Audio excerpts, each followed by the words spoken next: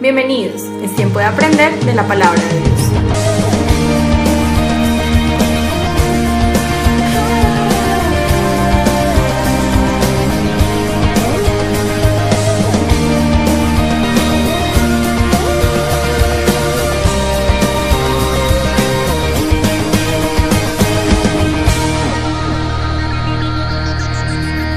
Muy bien.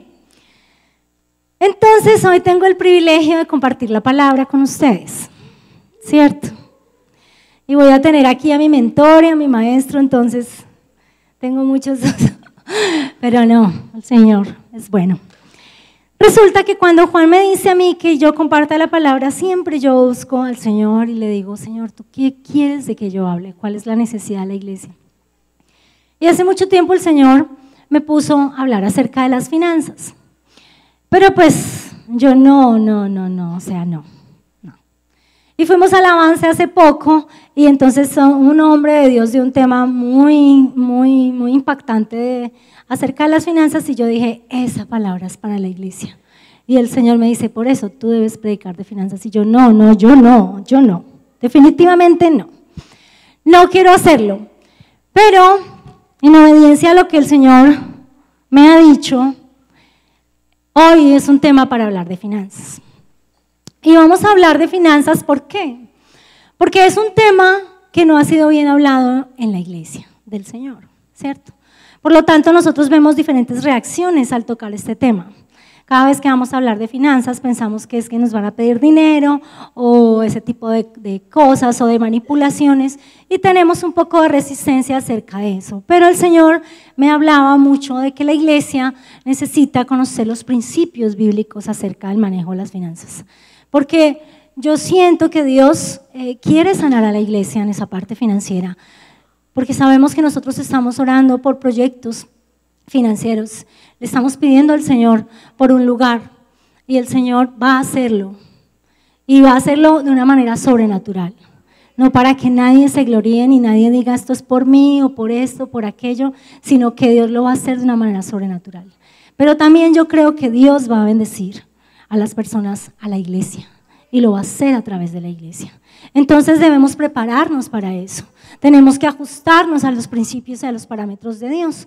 Entonces, voy a iniciar primero haciendo una introducción acerca de este tema, ¿cierto? Pudiéndoles mirar el corazón de por qué hay estas reacciones acerca de este tema, ¿cierto? Porque se ha enseñado, se ha abusado de este tema, se ha enseñado de que el deseo de Dios es que todos seamos ricos y que para nosotros poder ver la espiritualidad en la vida de una persona es en los bienes que posee.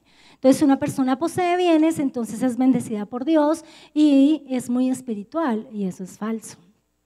O tenemos la otra enseñanza que es todo lo opuesto, que es acerca de la escasez, ¿cierto? Y de la carencia de los bienes, donde también asociamos de que eso es espiritualidad.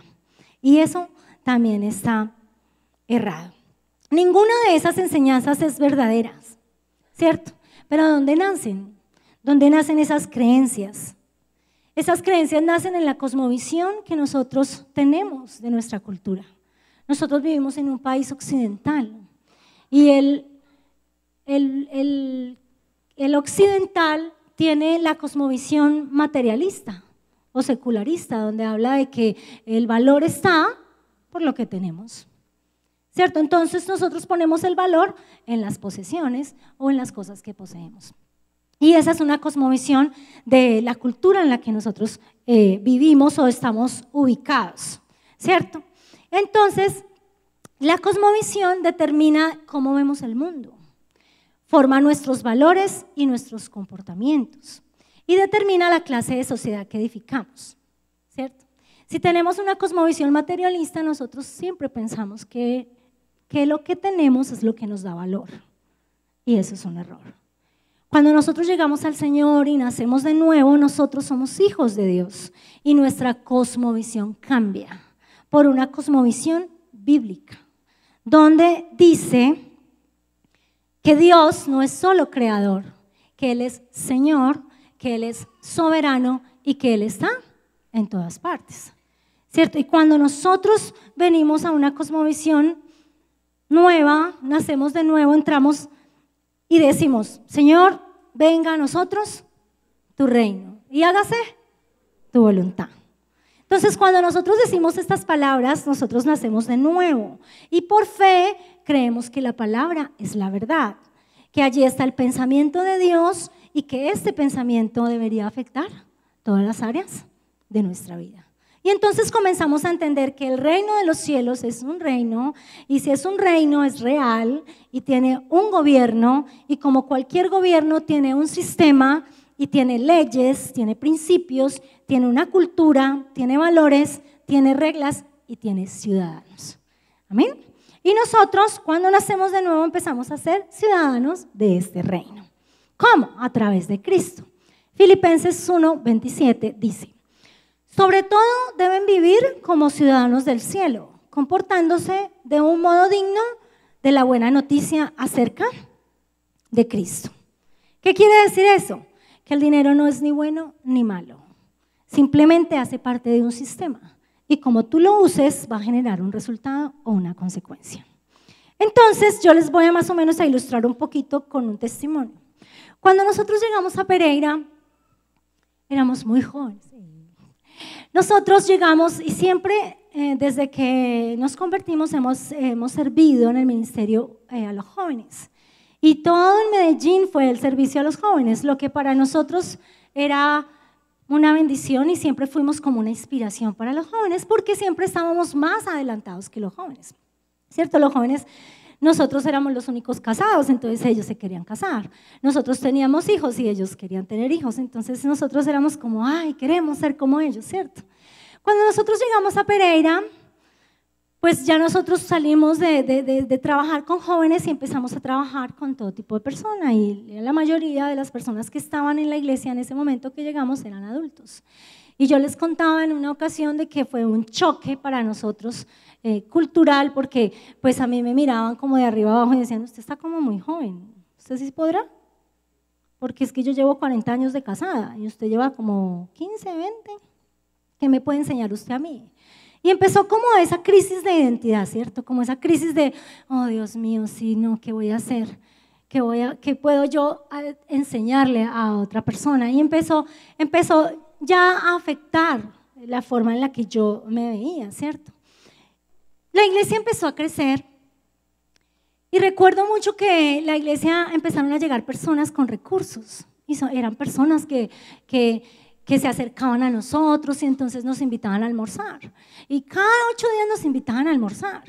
Y entonces, bueno, ellos, como eran personas que tenían recursos, pues nosotros nunca pagábamos nada. Y yo me acuerdo mucho que yo empecé a sentirme incómoda y empecé a decir, no, yo no quiero que me paguen. Yo no quiero que siempre me paguen. Porque nosotros somos los pobrecitos. Entonces yo no quiero que me paguen y yo recuerdo que eso, estoy hablando de la cosmovisión, ¿no? La mentalidad, yo no quiero que me paguen pero las personas realmente lo hacían porque querían honrar al pastor. Y yo me acuerdo que eso se volvió cada 8 días. Entonces yo empecé a decirle a Juan, mira Juan, yo la verdad pienso que esto está mal. Primero porque nosotros no nos podemos dar el lujo de estar en restaurantes cada 8 días. No está bien, porque nosotros no tenemos la capacidad para darnos esa vida. Y eso no está bien. Entonces eso empezó obviamente como a chocar conmigo, con la cosmovisión que yo traía, ¿cierto? Y me acuerdo mucho que estas familias empezaron a invitarnos a sus casas. Y sus casas eran hermosas, divinas. Entonces yo entraba a esas casas y yo me quedaba, wow, si estas personas fueran a mi casa, no, nunca más volverían a la iglesia. Entonces, el tal pastor. Entonces recuerdo que yo empecé a sentirme a codiciar. Yo empecé a decir, ay sí, pero yo, bueno, nosotros somos los pastores, Señor, ¿qué pasa? Yo tengo que tener casa más linda, ¿sí? Y empecé a desear, y yo me acuerdo que en esa época no había ni para pagarnos a nosotros nos pagaba la misión, nos sostenía nuestra misión, porque la iglesia no alcanzaba a proveer para un salario para el pastor. Pero yo empecé a sentirme mal y empecé a quejarme y a pelear con Dios y yo decía, Señor, yo quiero esa sala. Entonces le dije a Juan, voy a trabajar. Yo creo que yo voy a trabajar porque es que a mí me gusta trabajar y porque yo quiero tener esa sala. Y yo quiero tener ese comedor. Y yo quiero tener esas casas como las tienen ellos. Y me acuerdo mucho que yo estaba en esa lucha, si ves, como lo material, o sea, como si eso me diera valor, como si yo tuviera que ser alguien que no soy. Y Dios, en un tiempo con Él, me exhortó y me dijo, estás perdiendo de vista el reino. Estás poniendo los ojos, estás bajando tu mirada a la terrenal. Estás poniendo tus ojos en las cosas que no tienen valor. Tú tienes que poner los ojos más arriba porque tú tienes muchas cosas valiosas que ellos no tienen. Entonces, claro, yo me puse a llorar y a pedirle perdón al Señor y yo, ay, pero yo quiero una casa así, ¿cierto?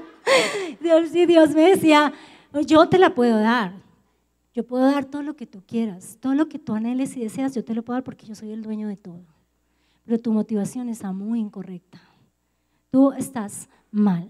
Y yo me acuerdo, y ahí por eso quería poner ese testimonio, porque es la cosmovisión, ¿cierto? La cosmovisión que te hace creer que es porque si tienes, yo decía, yo a ellos jamás los voy a invitar a mi casa, nunca. Porque qué oso, qué dirán.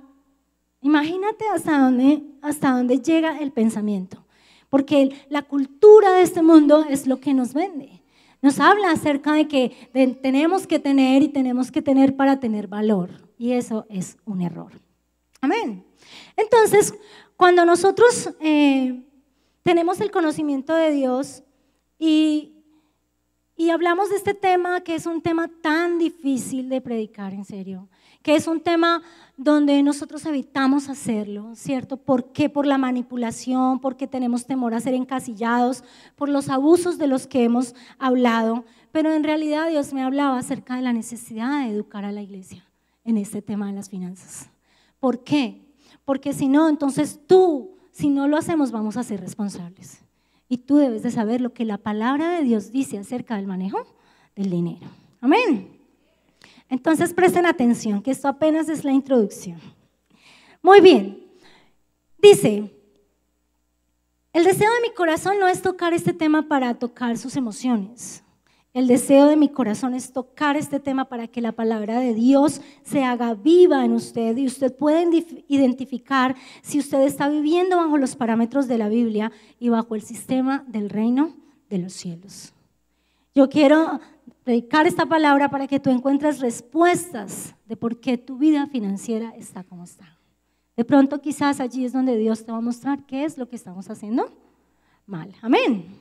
Entonces, partiendo del hecho de que Dios nos ama y el deseo de Él es bendecirnos, vamos a su palabra y créanme, yo llevo 3 días encerrada buscando dirección en este tema, lo pueden decir los de la oficina.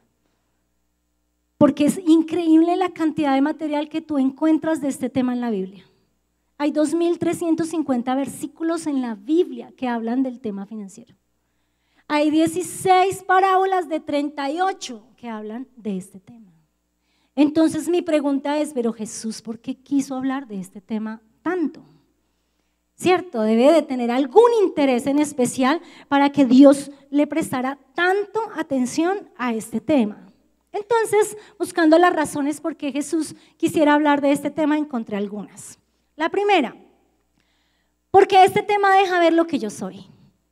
¡Wow! Lucas 16, 10, 12.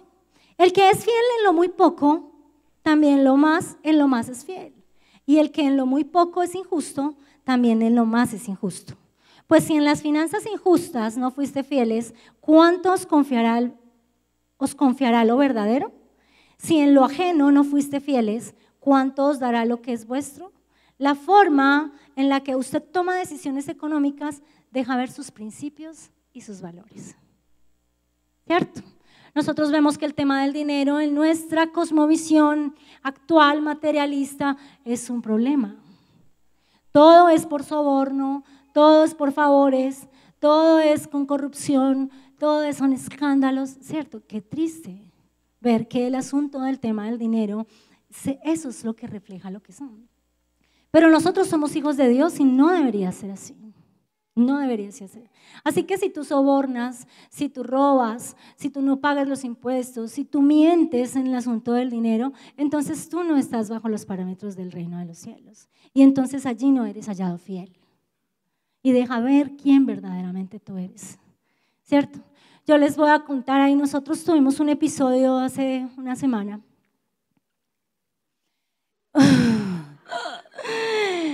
Y resulta que nosotros teníamos un carrito, ¿cierto? Un día ustedes lo conocieron y Juan pues decidió vender ese carro para pagar algunas cosas y comprar un carro más sencillo y más pequeño.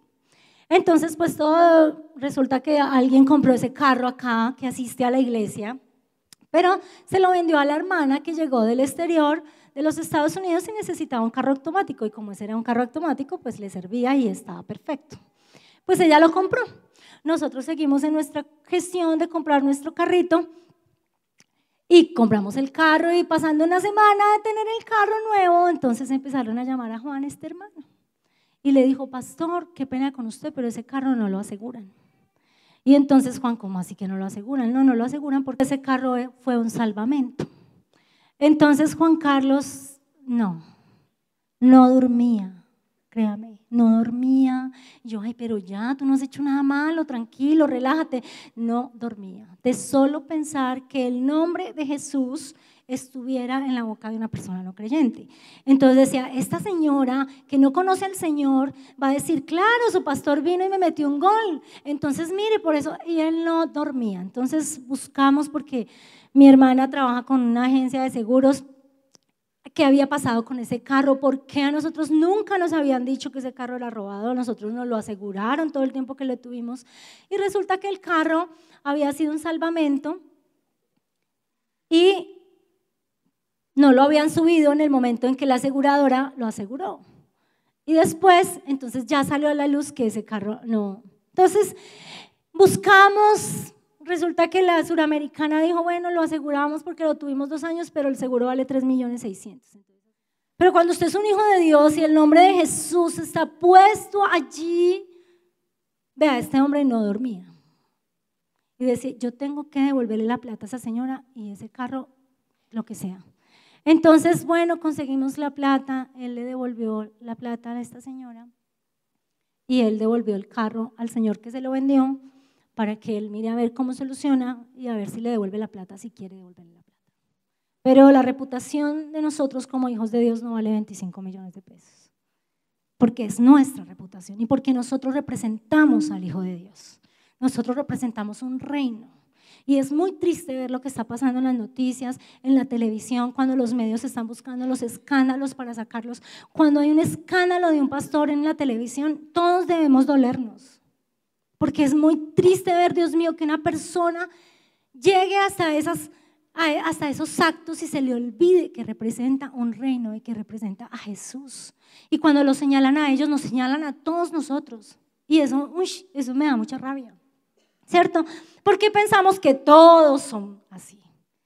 Pero nosotros tenemos que seguir firmes mostrándole al mundo que sí somos diferentes y que no todo el mundo es así y que sí podemos ser correctos y que sí podemos vivir vidas de acuerdo a lo que dice la palabra de Dios. Amén. Amén. Entonces, allí es cuando nosotros podemos ver que Dios quiere que nosotros nos halle fiel en las cosas pequeñas. ¿Realmente Dios nos ha hallado fiel?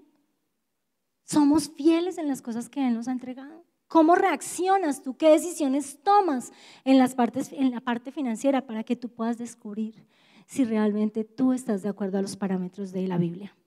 Lo segundo, ¿por qué tocaría este tema? Porque el área del manejo del dinero es un área secreta. Es donde no manejamos transparencia por temor. Nosotros tenemos muchas consejerías de pareja, ¿cierto? Porque nuestra iglesia es familiar y constantemente tenemos consejerías de pareja y entonces llega este hombre y le dice al pastor, pastor, es que no puedo con mi esposa porque le estoy diciendo que me preste plata y no me quiere prestar. Entonces uno primero, pero perdón, ¿cómo así? Así, es que yo tengo mis finanzas y ella tiene las de ella. ¿Sí? Ve, pero la Biblia dice que somos una sola carne y que ya no son tus finanzas sino nuestras. Y ya no son tus deudas, sino nuestras. Y ya no son tus hijos, sino nuestros. Y ya no son... Si te pones indisciplinado, te saco.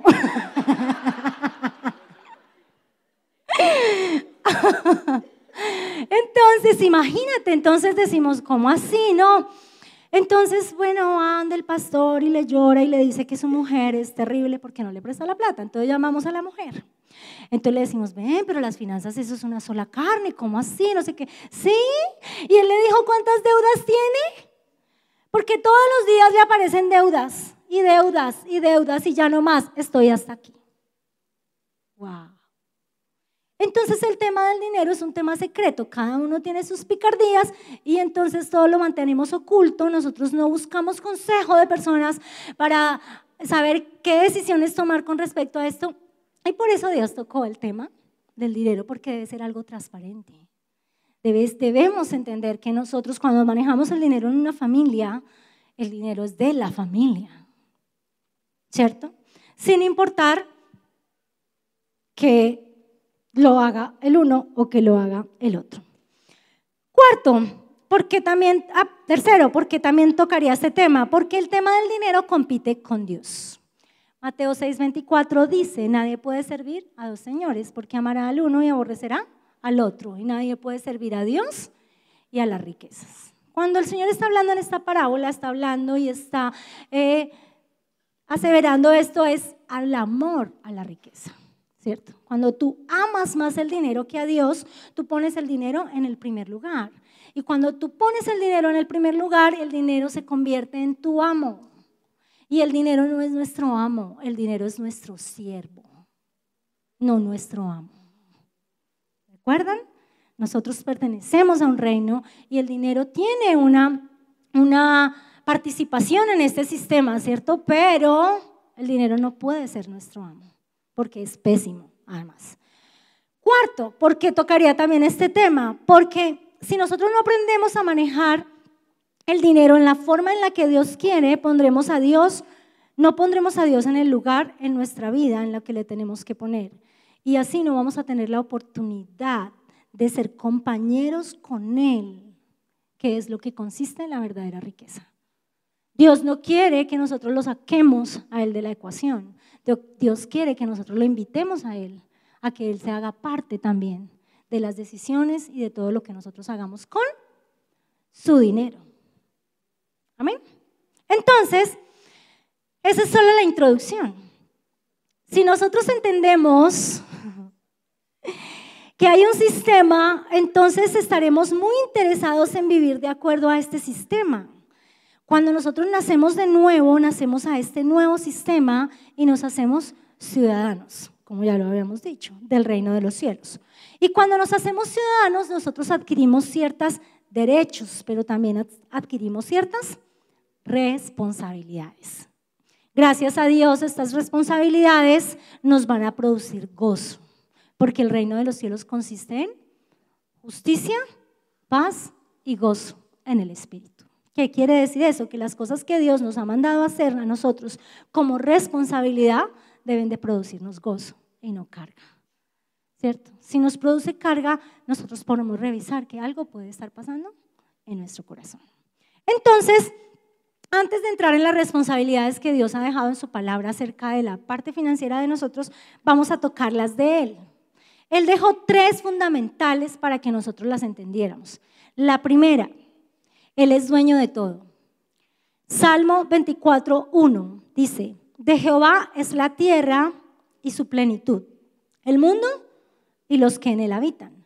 Levíticos 25:23, la tierra no se venderá a perpetuidad, porque la tierra mía es, pues vosotros forasteros y extranjeros sois para conmigo. La primera responsabilidad que Dios dice que Él tiene es que Él es dueño de todo, que todo le pertenece a Él. La segunda responsabilidad es que Él lo controla todo. O sea que todo lo que sucede, Él tiene el control. Salmo 135:6. Todo lo que Jehová quiere, lo hace, en los cielos y en la tierra, en los mares y en todos los abismos. Todos los habitantes de la tierra son considerados como nada, y Él hace según su voluntad en el ejército del cielo y en los habitantes de la tierra, y no hay quien detenga su mano y le diga, ¿qué haces? ¿Qué quiere decir? Que Dios todo lo controla y Él usa aún las circunstancias difíciles para formar nuestro carácter. Porque en Romanos dice, 8:28 dice que todas las cosas ¿qué? Nos ayudan para bien. Por eso cuando predicamos acerca de Dios es bueno, cuando usted tiene los principios claros acerca de quién es Dios, usted sufre menos y se preocupa menos. Cuando usted sabe que Dios es bueno y usted está pasando una situación difícil, ¿usted qué hace? Dios es bueno. Dios es bueno. Cuando usted tiene, Él es responsable. Tú controlas todo lo que pasa. Entonces, si algo está pasando en mi vida que me está generando inseguridad, miedo, temor, lo que sea, y yo sé que Dios controla todo lo que pasa, ¿qué debo pensar? Que debo de confiar, que debo de tener fe, de que debo de saber que algo Dios está haciendo. Dios puede querer hacer un milagro, algo extraordinario. Dios puede querer tratar conmigo, con mi orgullo, con mi corazón. Dios quiere formar mi carácter, ¿cierto? Pero algo Dios está haciendo. Por eso dice que Él todo lo controla. Daniel 4:34-35.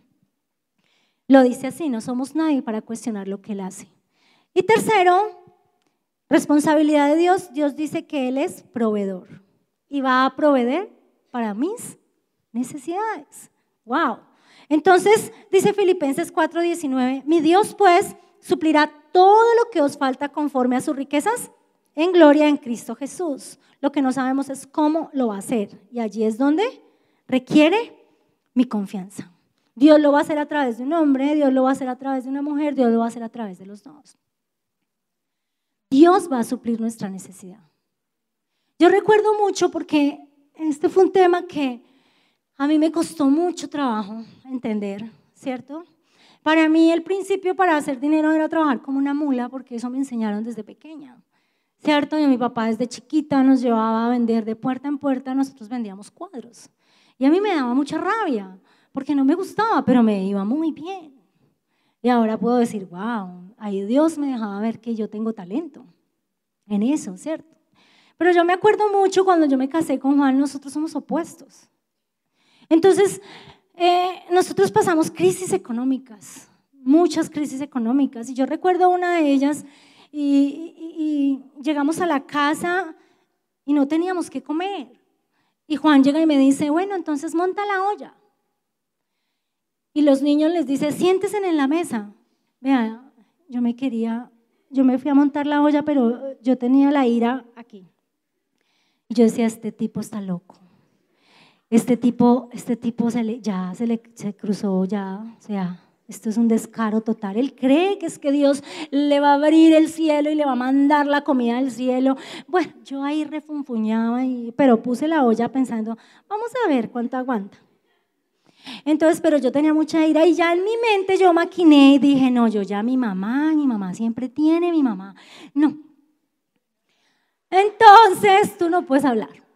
Entonces resulta que Juan, entonces yo me senté en esa mesa, pero yo era roja de la ira, porque me parecía absurdo.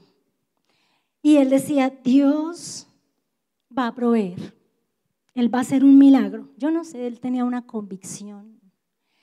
Pero pasaron unos cuantos minutos así eternos que yo decía, Dios mío, este tipo, ¿cuánto va a aguantar aquí? Cuando tocan a la puerta. Y yo decía, no puede ser. Y eran unos hermanos de la iglesia. Y mire, esas bolsas entraban y entraban.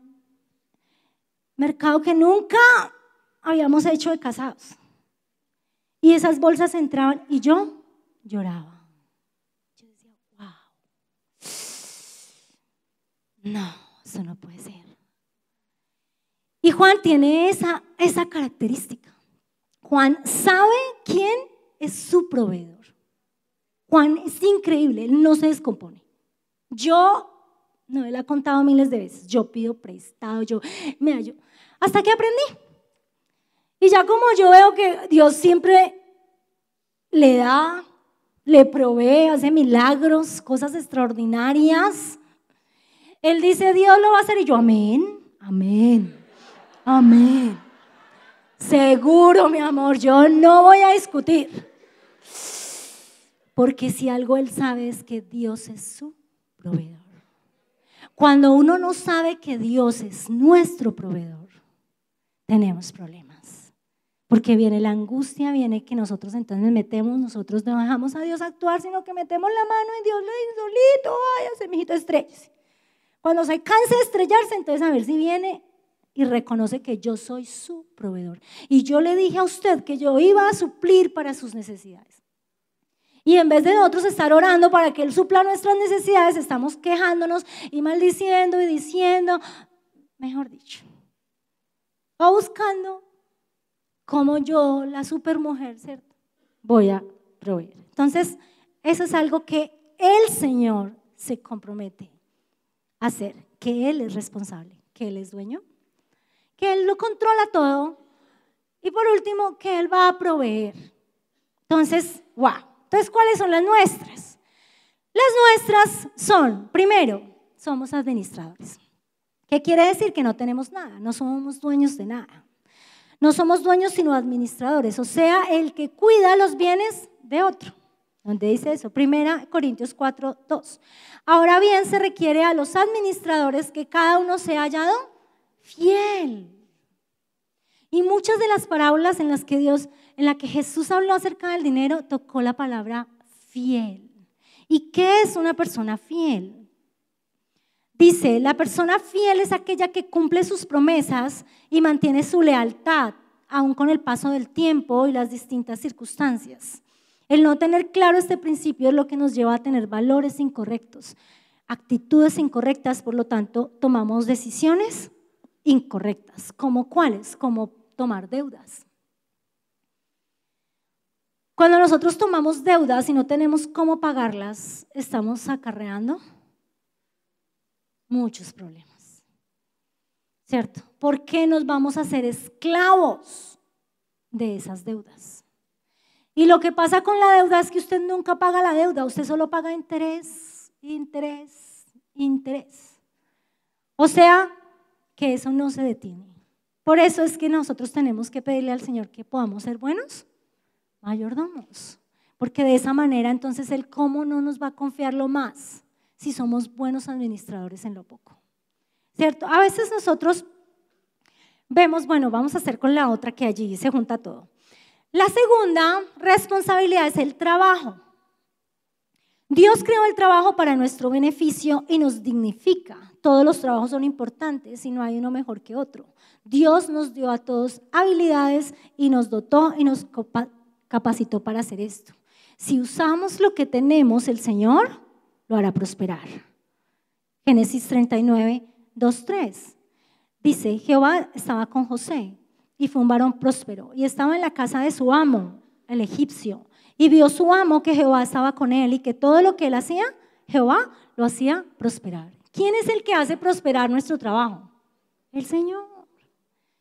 Es de Él que viene la bendición, ¿cierto? Algunos dicen que es que el trabajo fue en la caída, que porque entonces al hombre lo maldijo y le dijo, ahora trabajarás y tendrás que con el sudor de tu frente. Pero eso es falso. Lo que pasa es que nos va a costar más, pero el trabajo está desde el principio. Si tú vas a Génesis, dice que Dios trabajó y el séptimo día descansó. Nuestro Dios es un trabajador. Y cuando Él le dio identidad al hombre, en Génesis 2:15 dice, el Señor puso al hombre en el jardín del Edén para que se ocupara de él. Le dio trabajo. Le dijo, ahí tiene el jardín, cultívelo. Y ahí le dio trabajo, ¿cierto? ¿Qué pasa con este tema del trabajo? Nosotros vemos que el tema del trabajo es un asunto a veces complicado. ¿Por qué?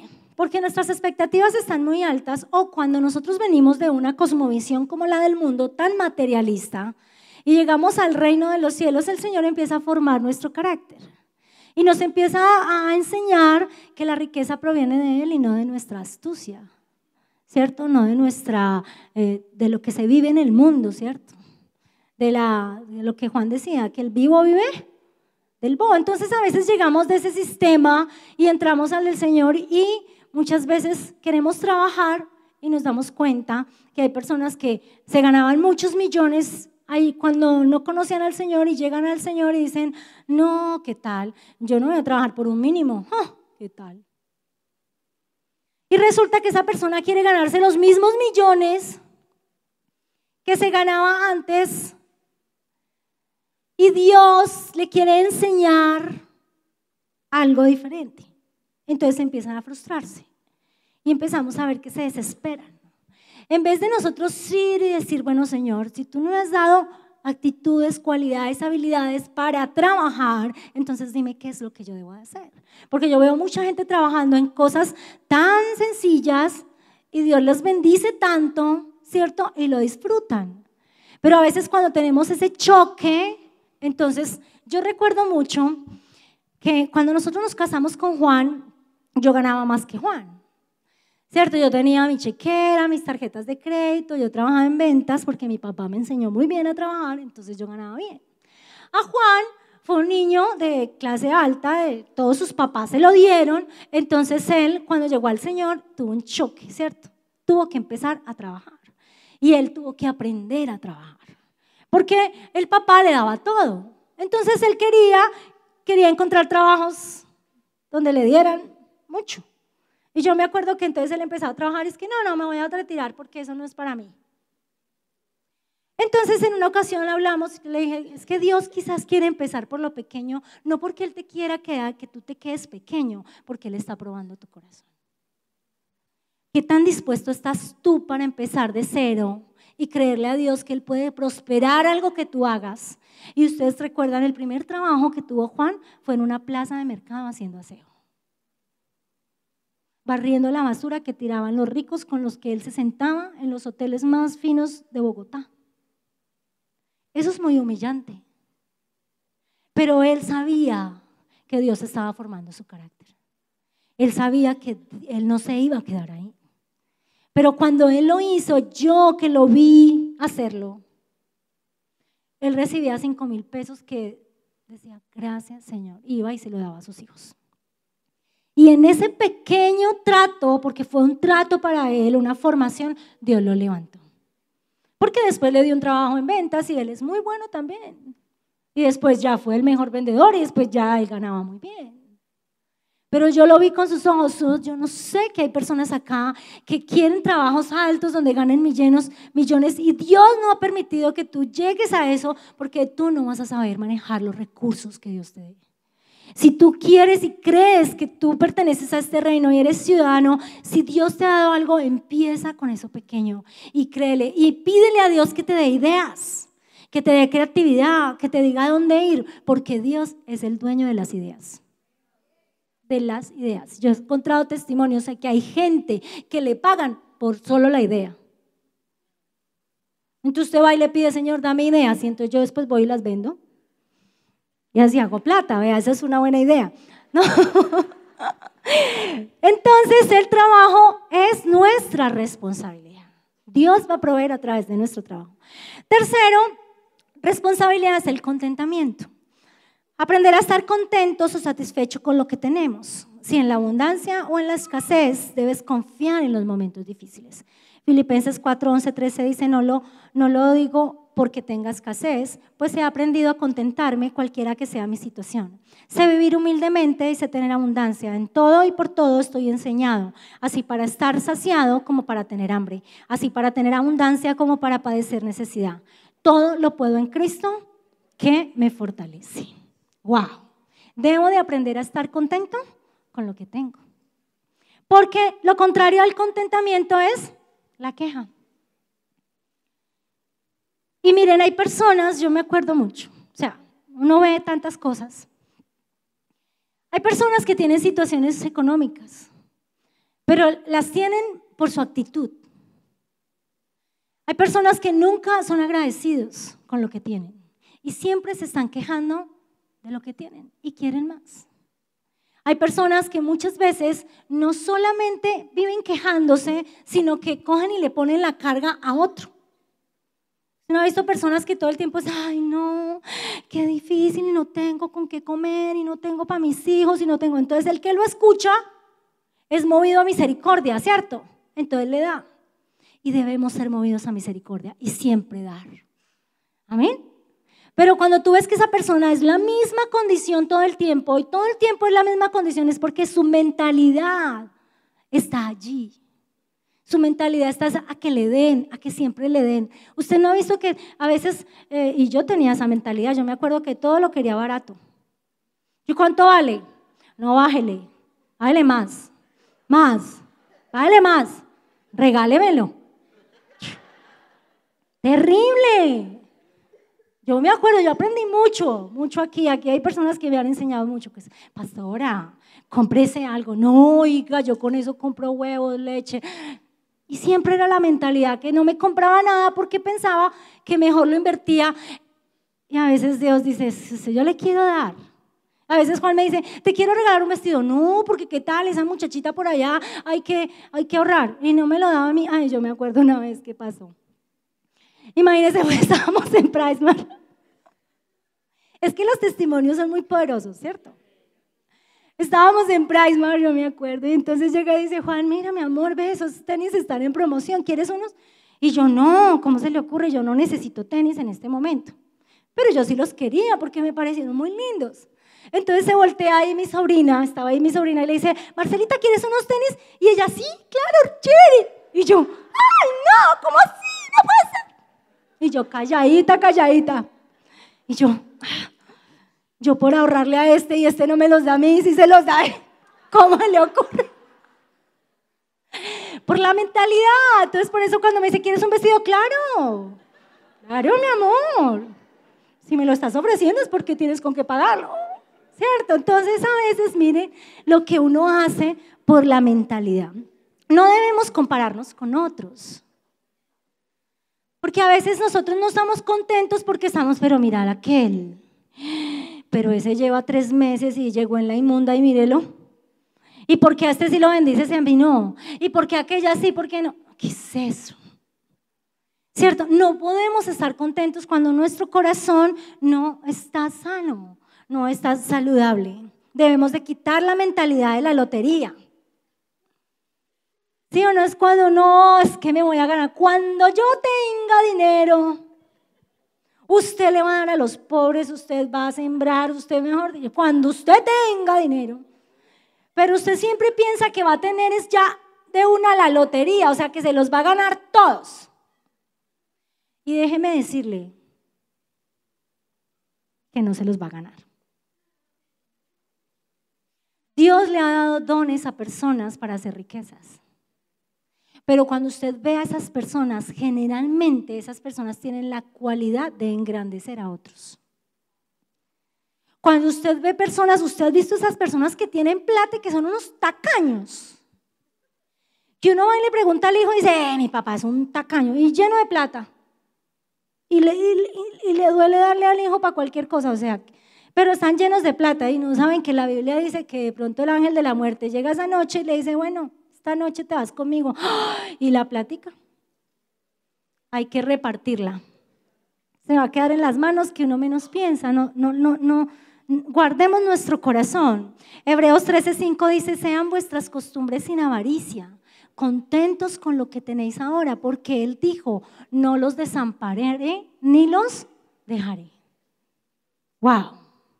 Entonces, todo esto era una introducción para llegar al final, al plato fuerte, ¿cierto? Que es que en el reino de los cielos hay unas leyes que son imperecederas o absolutas, ¿cierto? Usted sabe que la ley de la gravedad es una ley que se cumple. Ignórela usted o no, la ley de la gravedad se cumple, porque es una ley natural, pero es absoluta, ¿cierto?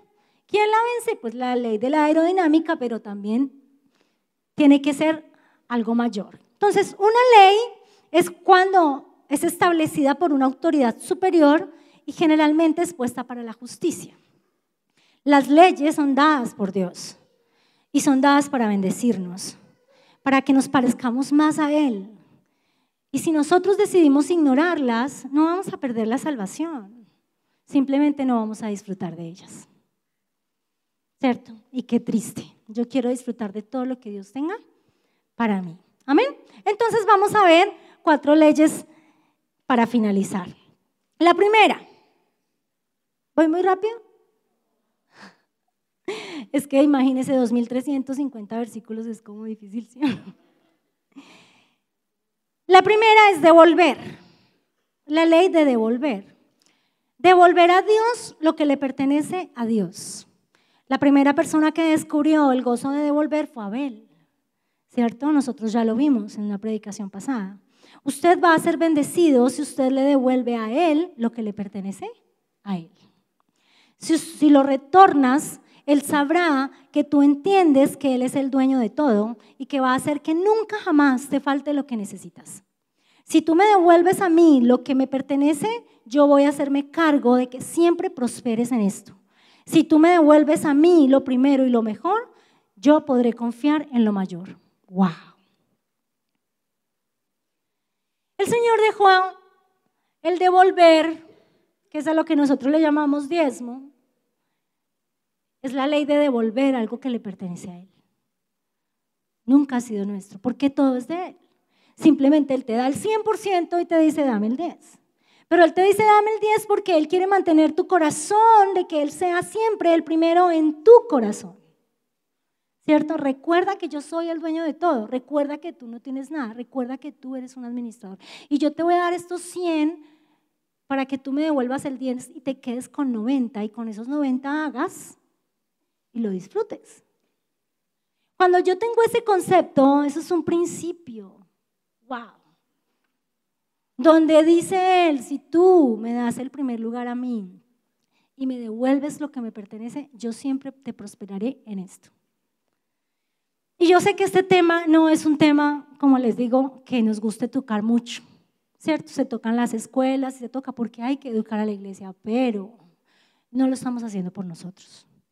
Porque créeme, así como Dios sabe, Juan sabe quién es su proveedor, Juan sabe también que la iglesia es del Señor y que nosotros no necesitamos pedir. Él es el que se hace y se hará cargo siempre de su obra. Amén. Pero tú sí lo necesitas saber, porque cuando nosotros no diezmamos, nosotros estamos fuera de los parámetros. Y entonces Dios no nos puede bendecir, porque Él no se puede negar a sí mismo. ¿Cierto? Y a veces muchas de nuestras situaciones financieras es porque ni siquiera, ¿no? uno lucha mucho con eso. Yo me acuerdo al principio. No, es que negociemos, no, es que si yo no doy, yo negocio con Dios, entonces el próximo le doy más y cosas así. Porque nosotros nunca le damos la prioridad. Cuando tú le des la prioridad, tú vas a ver cómo Dios nunca te va a faltar. Nunca. Y lo digo porque yo lo vivo y sé que es así. Muy bien, entonces, si tú lo retornas, Él va a confiar. Tú no das el diezmo porque no es tuyo. Tú lo tienes que devolver porque es de Él. Muchas personas piensan que fue Moisés quien introdujo el diezmo con la ley y no es así. El primero en entender el diezmo, recuerden, fue Abel, ¿cierto? Y luego vemos la historia en Génesis con Abraham, cuando él le dio a Melquisedec. Y allí empezamos a ver cuánto es lo que hay que retornar, donde habla que es el 10%, ¿cierto? Y en Hebreos, que es Nuevo Testamento, capítulo 7, versículo 4, también nos habla de que es el 10%, ¿cierto? ¿A dónde lo llevamos? Al alfolí, no al pastor, al alfolí. Nosotros como pastores tenemos un salario, pero ni siquiera tocamos las finanzas. Que Dios nos guarde de eso. Nosotros tenemos un sueldo. Tú llevas al alfolí porque la administración son los que se hacen cargo acerca de, ustedes disfrutan de una iglesia infantil, ustedes disfrutamos de un lugar, de unas sillas, de un aire, de todo tiene un costo. Y tú haces parte de eso. Esto puede ser real y posible porque tú obedeces este mandamiento, si no, no sería posible, ¿cierto? Es un misterio, solo Dios lo hace. Él es el que pone la convicción en nuestro corazón. Y Él nos da un texto en Malaquías 3, donde Él simplemente nos hace una advertencia, ¿cierto?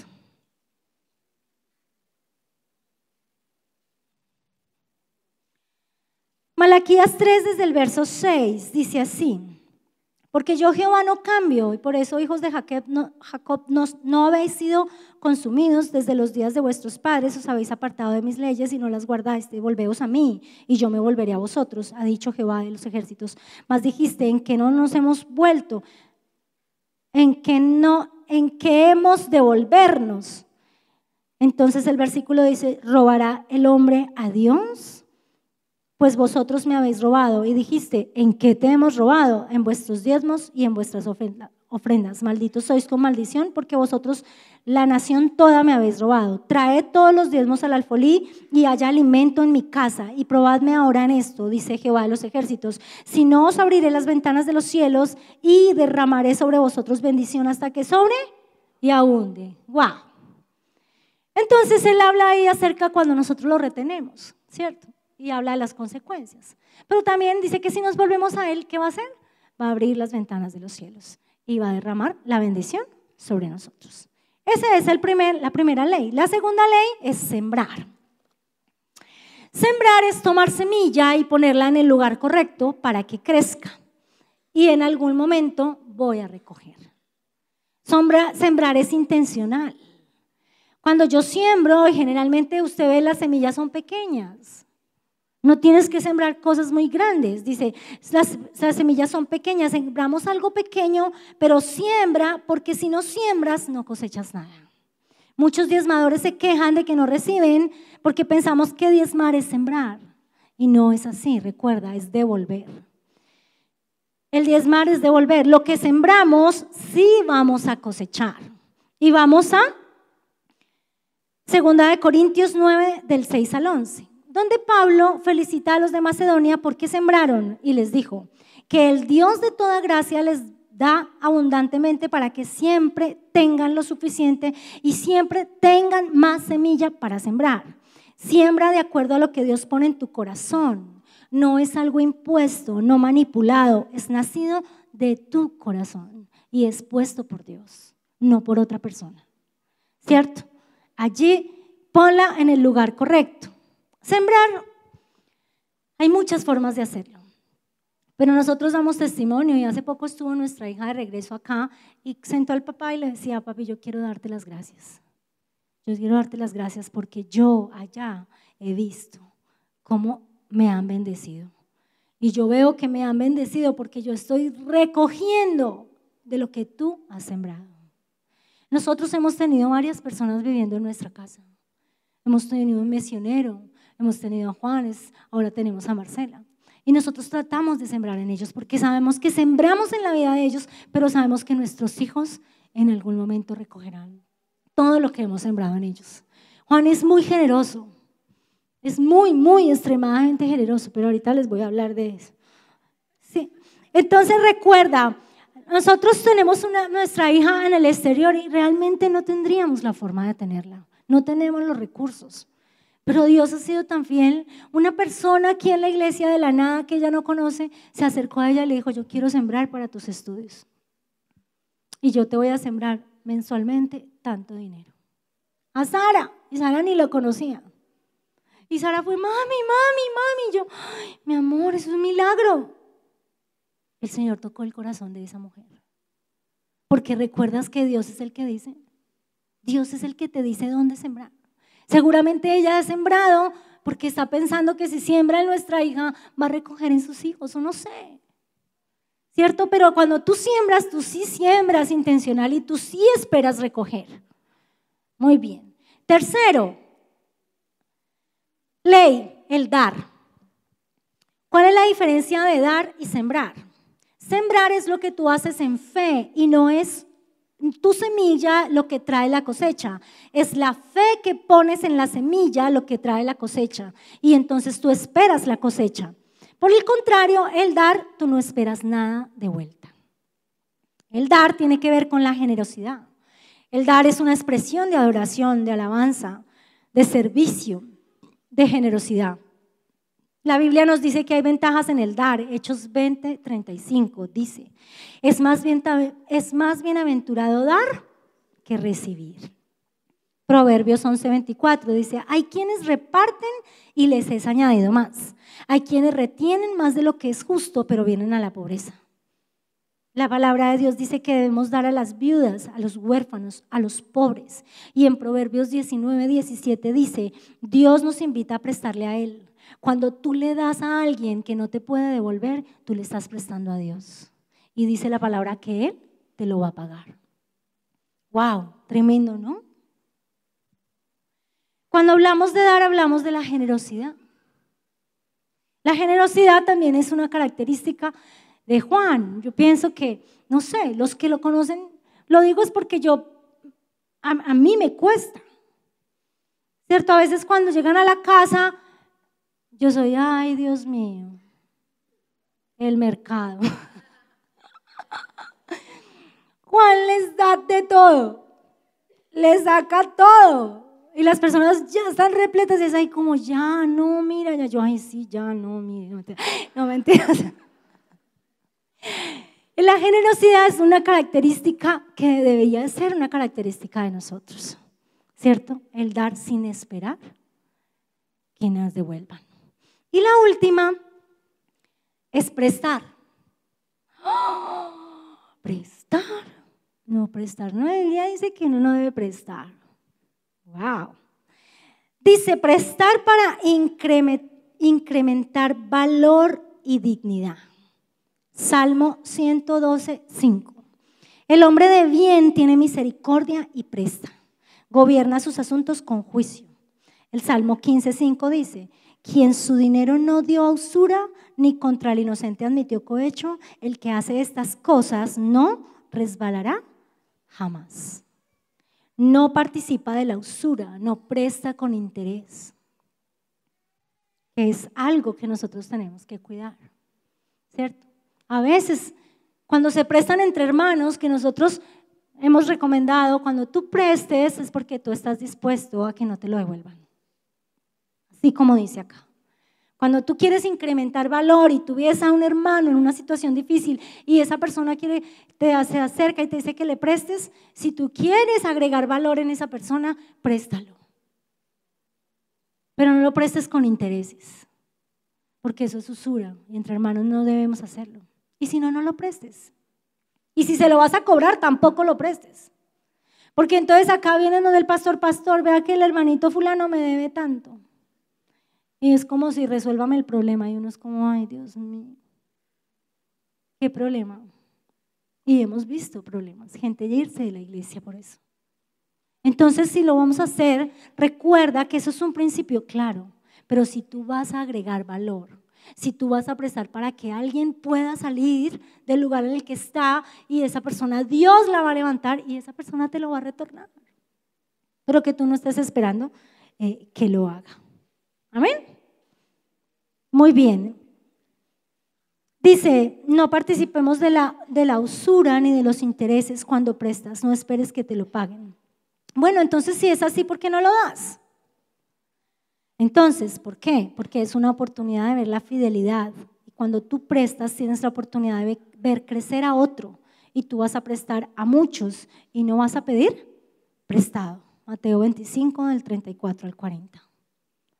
Amén. Entonces, familia, no sé cuántos podemos identificar que quizás hay algunas cosas que no están en el orden de Dios, ¿cierto? Hay algunas cosas que Dios nos ha hablado a nuestro corazón, ¿cierto? Acerca de nuestras responsabilidades, que quizás estamos fallando. O quizás nosotros simplemente no conocemos estas leyes y no sabíamos y no las vivimos y debemos empezar a vivirlas. Si yo preguntara en este momento, ¿cuántos quieren ser bendecidos?